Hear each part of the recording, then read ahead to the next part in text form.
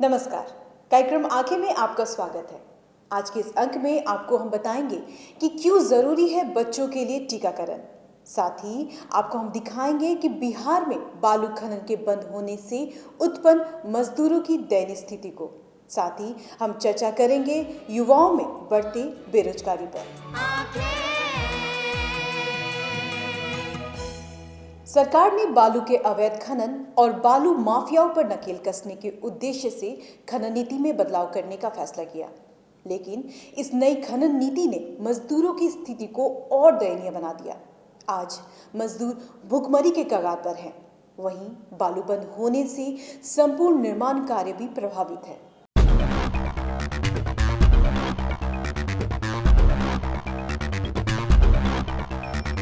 सरकार के आदेश पर जिला प्रशासन के द्वारा बालू के अवैध खनन पर लगाई रोक के बाद शहरी व ग्रामीण इलाकों में न सिर्फ आम लोगों के मकान, दुकान या छोटे मॉल बनाने का काम बंद है, बल्कि सरकार के विकास कार्यों से संबंधित योजनाओं का क्रियान्वयन भी ठप पड़ा है। वहीं मजदूरों के समक्ष रोजी रोटी की समस्या उत्पन्न हो गई है। स्थिति यह है कि अब ऊंची कीमत देकर भी बालू उपलब्ध नहीं हो पा रहा है। अवैध खनन पर रोक लगाने के बाद कुछ व्यवसायियों ने पूर्व में भंडारण किए गए बालू की बिक्री बड़ी राशि लेकर की थी, लेकिन अब पुराना स्टॉक भी खत्म हो गया है, जिससे स्थिति और गंभीर होती जा रही है और मजदूरों के सामने विकट समस्या आ गई है। क्यारपुर से आते हैं रानी सराय से। किस लिए काम करने के लेबर में नहीं मिला काम, लौट के जा रहे हैं। कोई उपाय नहीं चलता है सर। कहाँ से बाल बच्चा खाएगा, कहाँ से पढ़ाई लिखाई होगा, कहाँ से मकान बनेगा, इसका सरकार का कोई ध्यान नहीं है। मैं काम के लिए इतिहास में रोज आता हूँ, इसी तरह मैं घर घर के लौट जाता हूँ। आशा है कि हम लोग काम के लिए चाह रहे हैं, सरकार की कोई उम्मीद, कोई बेरोजगार आदमी इसके चर्चा में कोई काम तलाश जाए कि जनता लोग को मैंने काम के लिए कुछ मैंने हैस करें। हम जमुई जिला से आए हैं सर। काम के वजह से काम भूखे मर रहे हैं। यहाँ पटना में काम नहीं मिल रहा है। को 2 बच्ची 1 बच्चा है, कमाने वाला हम ही खाली हूँ व्यक्ति, कैसे पेट भरे। अधिकतर मजदूर तो बालू बंद होते ही दूसरे प्रदेश का रुख भी कर चुके हैं। इस जिले में हजारों की संख्या में ऐसे लोग हैं जिनकी जीविका का साधन ट्रैक्टर, ट्रक और पिकअप वैन है। इन वाहनों पर बालू लादकर उसकी बिक्री की जाती है।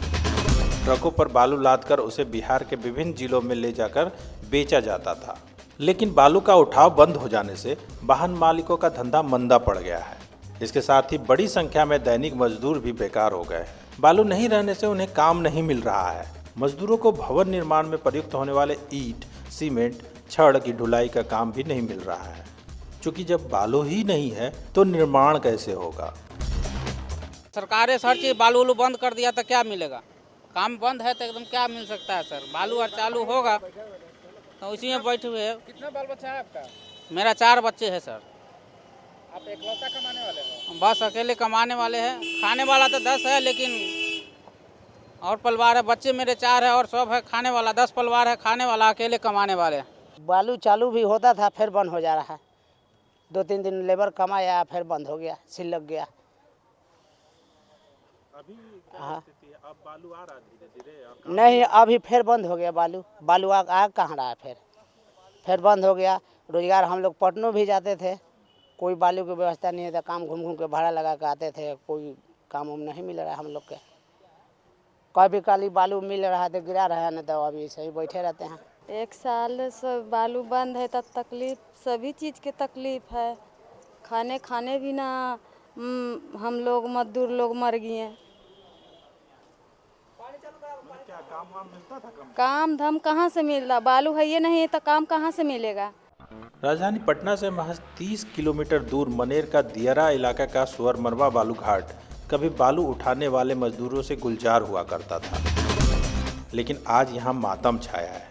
रोज कमाई कर अपने परिवार का भरण पोषण करने वाले मजदूर काम की तलाश में पटना शहर जाते हैं, लेकिन निराश होकर वापस लौट जाते हैं।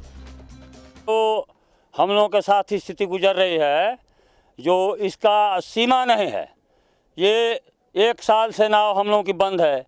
हमारे पूरे बिहार में जितने गरीब जनता हैं, खाए बिना, 1-1 पैसे के बिना मोहाल हैं। जो नाव हम लोग लेकर अपना स्वेच्छा से जाते थे, डोरीगंज 2 पैसे कम बेसी में बेच कर आते थे, दिन भर मजदूरी करते थे, 2 पैसा शाम को गरीब अमीर लेकर जाता था अपने घर में, अपने बाल बच्चा का परिवस्थी करता था।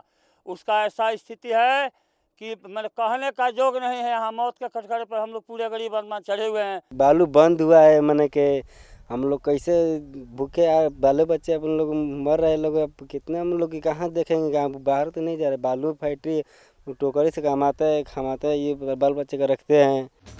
व्यवसायियों के अलावा भवन निर्माण करने वाले लोगों से लेकर मजदूर तबका भी बालू घाटों की बंदोबस्ती कराने में सरकार से रुचि लेने का अनुरोध कर रहे हैं, ताकि संकट से लोगों को निजात मिल सके और साथ ही विकास योजनाओं को शुरू किया जा सके।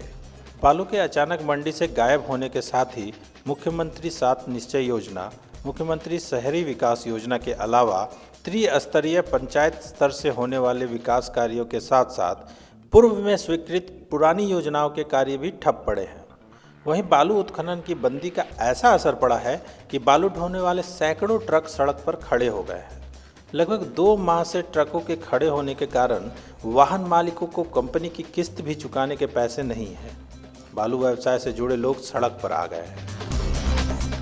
पूरे गांव के हम लोग को इतना नुकसान हुआ है, इतना कि सारा लोग यहाँ भूखे मर रहा है। खाने के लिए उन लोग को इतना दिक्कत हो गया है खाने का कि अब क्या बताएं हम। वो तो देखने के लिए देखने का चीज़ है, वो तो देख सकते हैं आप लोग जाके। और मेरा तो ट्रैक्टर, मेरा एगो थोड़ी गांव में बहुत सा ट्रैक्टर खरीदाया है, सारा किस्ती पर ट्रैक्टर है। और ट्रैक्टर तो बालू बंद हो गया है तो चल नहीं रहा है। ऐसे ही दूरा पर लगा दिए हम लोग ट्रैक्टर। आज 6 महीना हो गया बैठे हुए ट्रैक्टर को। काम धंधा तो कुछ हिले नहीं है। हम लोग वही जो हम लोग के गांव के लड़के लोग हैं, सारा सोन में खटते थे बालू में। आज बालू बंद हो गया है हम लोग को, तो हाँ किस्ती तो भरा नहीं रहा है। अब गाड़ी अब खिंचा जाए, अब चाहे कुछ भी, 4 महीना से किस्ती उस्ती नहीं भराया है, 5 महीना से। बालू बंद होने से हम लोग का सारा बिजनेस ठप हो गया है। दुकान दौड़ी से लेके हम लोग सब बिजनेस के लिए हम लोग गाड़ी घोड़ा लिए हुए हैं। गाड़ी घोड़ा वाला आदमी है, हम ड्राइवर हैं, ड्राइवरी करके गाड़ी लिए हुए हैं। हम बहुत डिस्टर्ब में हैं। आपको बता दें कि सरकार द्वारा गत वर्ष फरवरी से नेशनल ग्रीन ट्रिब्यूनल के अंतर्गत सूबे में बालू उत्खनन पर रोक लगा दी गई थी। कुछ महीने बाद सिया द्वारा पर्यावरण संबंधी क्लियरेंस मिलने के बाद कुछ बालू घाटों को सेवा शर्त पर मंजूरी दी गई थी, जो 25 एकड़ से कम क्षेत्रफल वाले घाट हों। लेकिन बालू माफियाओं ने अंधाधुंध उत्खनन कर नियमों की धज्जियां उड़ा दी। वहीं केंद्र सरकार की माने तो नदियों के संरक्षण व पर्यावरण दूषित नहीं हो का ध्यान में रखते हुए कहा था कि बालू उत्खनन 3 मीटर से ज़्यादा नहीं होना चाहिए। लेकिन बालू माफिया 3 मीटर बालू काटकर फेंक देते थे और मशीन द्वारा लगभग 60 फुट गड्ढा कर बालू उत्खनन करते थे। वहीं मशीनों द्वारा पानी वाले बालू को ट्रकों पर लोड किया जाता था, जिससे बालू लदे ट्रकों से सड़कों पर पानी गिर सड़कें बर्बाद हो रही थी।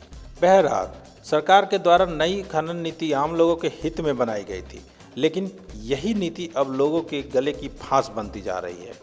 अब देखना यह है कि सरकार इससे आम लोगों को मुक्ति कब दिलाती है। तो आपने देखा मजदूरों के साथ साथ आम लोगों का दर्द। ऐसे में जरूरत है सरकार को बालू खनन नीति पर ठोस कदम उठाने की। फिलहाल वक्त हो चला एक छोटे से ब्रेक का।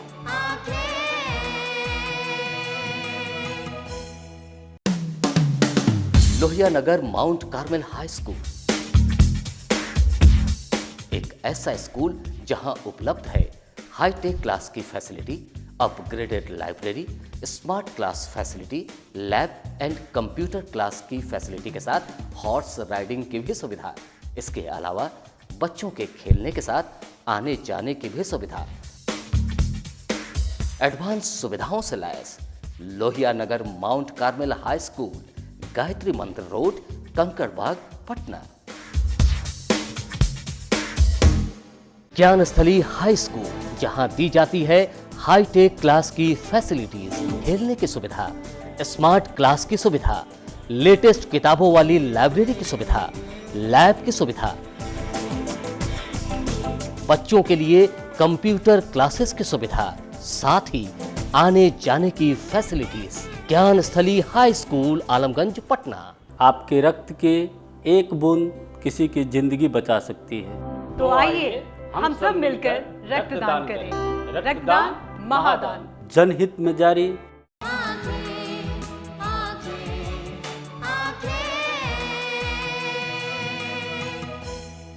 ब्रेक के बाद एक बार फिर आपका स्वागत है।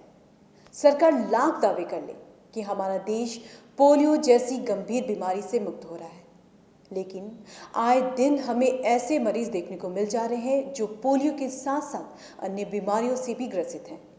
ऐसे में जरूरत है संपूर्ण टीकाकरण अभियान को और सफल बनाने की। तो आइए आज हम बात करते हैं कि टीकाकरण क्यों जरूरी है बच्चों के लिए।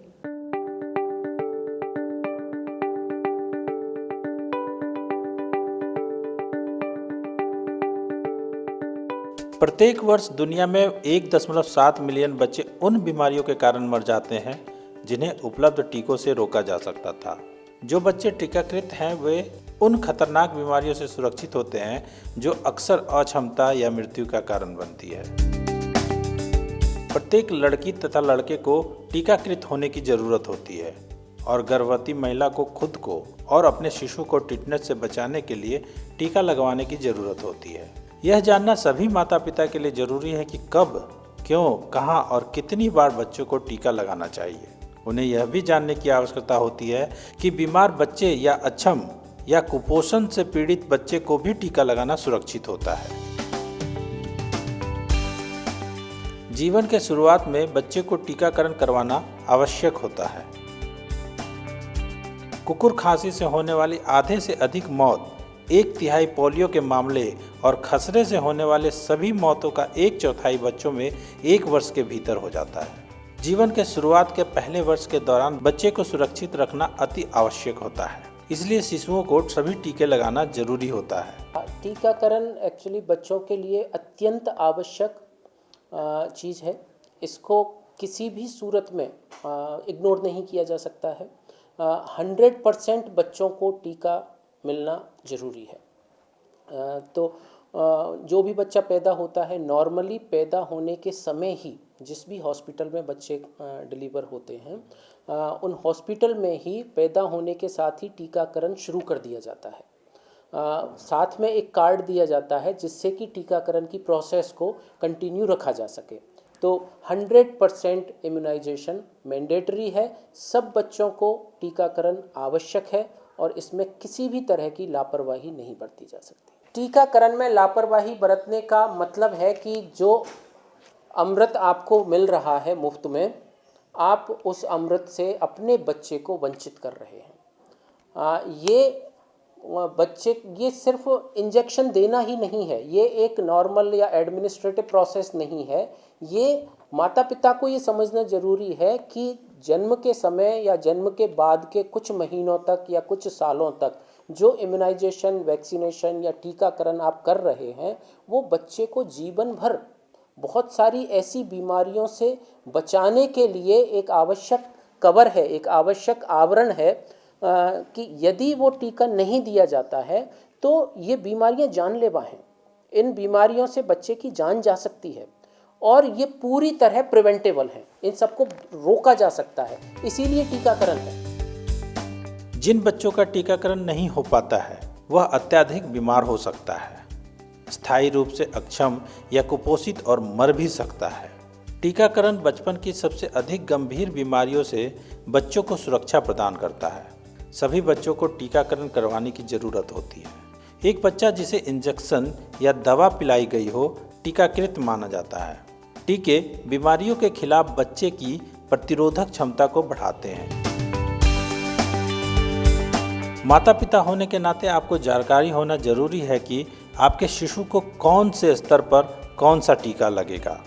भारत सरकार और भारतीय चिकित्सा अकादमी IAP कुछ टीके हर शिशु को अनिवार्य रूप से लगाने की सलाह देते हैं।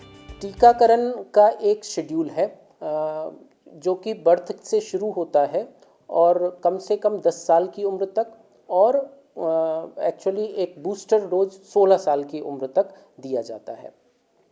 बर्थ के समय पर BCG का टीका दिया जाता है, इसके साथ में ओरल पोलियो वैक्सीन दिया जाता है। इस टाइम पे एक हेपेटाइटिस B का टीका भी दिया जाता है। तो ये बर्थ के समय टीका शुरू हो गया। इसके बाद 6 हफ्ता, 10 हफ्ता और 14 हफ्ता, ये 3 माइलस्टोन हैं जहां पेरेंट्स को ध्यान रखना है कि यदि डॉक्टर ने नहीं भी बुलाया है तब भी इन 6, 10 और 14, ये हर माता पिता को याद रखना है, 6, 10, 14 हफ्ते पर बच्चे को अगला टीकाकरण दिया जाएगा, जिसमें पेंटावेलेंट वैक्सीन होता है, ओरल पोलियो वैक्सीन होता है। आजकल ट्रांजिशन फेज है, इसलिए ओरल पोलियो वैक्सीन के साथ इंजेक्टेबल पोलियो वैक्सीन भी 6 हफ्ते पे, और अगर छूट गया है तो 10 हफ्ते पे उसको दिया जाना है। इसके बाद में 9 महीने पे बच्चे को मीजल्स का टीका, और जहां MR मीजल्स और रूबेला शुरू हो चुका है बहुत सारे एरिया में, प्राइमरली ये सिर्फ मीजल्स होता था, तो वहाँ पे MR का टीका लगवाना है, मीजल्स एंड रूबेला। और बिहार में प्लस उत्तर प्रदेश के पूर्वी भाग में जहाँ पे एनकेफेलाइटिस बहुत कॉमन है, जापानीज एनकेफेलाइटिस, वहाँ 9 महीने पे जापानीज एनकेफेलाइटिस का टीका भी लगाया जाता है। इसके बाद लगभग 1.5 साल की एज पे, जो कि 16 महीने से 24 महीने के दौरान आपको DPT का बूस्टर टीका लगवाना है। मीजल्स का सेकेंड डोज या MR वैक्सीन आजकल आ गया है, तो MR का सेकेंड डोज लगवाना है, और JE वैक्सीन का भी सेकेंड डोज लगवाना है। ये कंप्लीट एक बार हो गया तो उसके बाद आपको नेक्स्ट बूस्टर 5 साल की एज पे DPT का लगेगा। इसके अलावा फिर 10 साल और 14 साल पे टेटेनस का लगेगा। आमतौर पर टीकाकरण को लेकर लोगों में भ्रांति है कि सरकारी अस्पतालों की खुराक या इंजेक्शन में पोटेंसी की कमी होती है, लेकिन ऐसा नहीं है। चिकित्सकों का कहना है कि चाहे सरकारी अस्पताल हो या फिर गैर सरकारी अस्पताल, दवा की पोटेंसी समान होती है। टीकाकरण राष्ट्रीय नीति है, और राष्ट्रीय नीति के तहत जितने भी टीके किसी भी बच्चे को मिलने हैं जो यूनिवर्सल इम्यूनाइजेशन प्रोग्राम के अंदर शामिल किए गए हैं, वो सारे टीके सरकार मुफ्त प्रोवाइड करती है, फ्री में प्रोवाइड करती है। वही टीका सरकारी में भी जाता है, वही टीका प्राइवेट में जाता है। इसलिए कहाँ उसकी इफ़ेक्टिवनेस कहीं ज़्यादा है या कहीं कम है, या प्राइवेट में अच्छा होगा या सरकारी में अच्छा होगा, ये सिर्फ भ्रम है। इसलिए टीकाकरण आवश्यक है।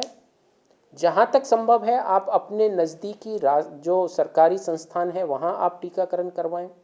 प्राइवेट में भी टीकाकरण करवाया जा सकता है, लेकिन टीका सेम होता है। सरकार का लक्ष्य है कि कोई भी बच्चा टीका के अभाव में मृत्यु को प्राप्त न करे।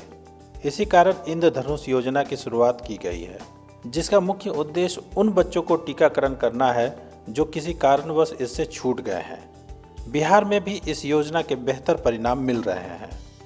तो पिछले कई 5 साल में काफ़ी ट्रेमेंडस जो कह सकते हैं इम्प्रूवमेंट हुआ है इम्यूनाइजेशन के क्षेत्र में, और टीकाकरण अभी लगभग 80% हम ले सकते हैं जो बिहार राज्य में है, जो बाकी ऑल ओवर इंडिया की तुलना में बहुत ज़्यादा है। अगर NFHS का डेटा देखें तो उसमें 62% बताता है ऑल ओवर इंडिया में, जबकि हमारे बिहार में 80% के अराउंड इम्यूनाइजेशन कवरेज है। बच्चे हमारे देश के भविष्य हैं। बच्चों के अच्छे स्वास्थ्य के बिना उनके बेहतर भविष्य की कल्पना भी नहीं की जा सकती है। अतः समय पर टीकाकरण करवाकर अपने बच्चों के भविष्य को सुरक्षित तथा खुशहाल बनाएं, तभी हमारा देश भी खुशहाल हो सकेगा। बच्चे हमारे देश के भविष्य हैं। बच्चों के अच्छे स्वास्थ्य के बिना उनके बेहतर भविष्य की कल्पना भी करना बेईमानी होगी। इसलिए टीकाकरण अवश्य करवाएं। आज का हमारा ये कार्यक्रम आपको कैसा लगा हमें ज़रूर बताएं। हमारा ईमेल ID है lmcanke2017@gmail.com। आज के लिए इतना ही। मिलेंगे अगले अंक में कुछ नए मुद्दों के साथ। तब तक के लिए हमें दीजिए इजाज़त।